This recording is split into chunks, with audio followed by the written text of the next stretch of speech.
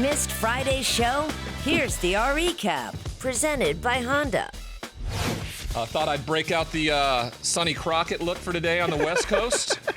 Ask Ryan anything.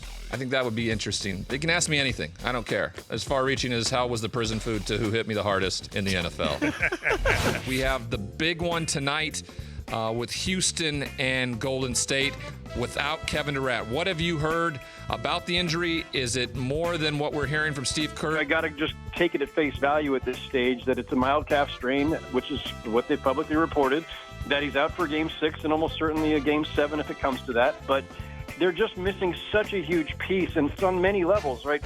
Durant's not just their best, most versatile player and arguably the best player in the game right now, but they're just down bodies. They don't have DeMarcus Cousins.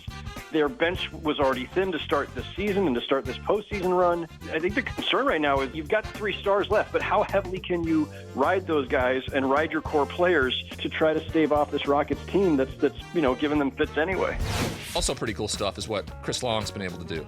He started a nonprofit called Water Boys where they put clean drinking water in Africa. 2-time Super Bowl champion, but also the coolest thing he really does is he writes a blog for Sports Illustrated after every Game of Thrones episode. Listen, I'm not like a super fan or anything. I really love the show. Excited to watch it every week. I don't care what anybody says about the last couple weeks. You've had a lot of people noticing that, the plot's kind of been, worn thin character-wise. I mean, there's a lot going on. There's a lot of loose ends still to tie up before the finale. And, you looked at the run times of these episodes going into the season, and you're like, man, they got plenty of landing strips, and they have only a few episodes to go, and they still, to me, have not answered a lot of questions, and if anything, created more questions. So we'll see what happens.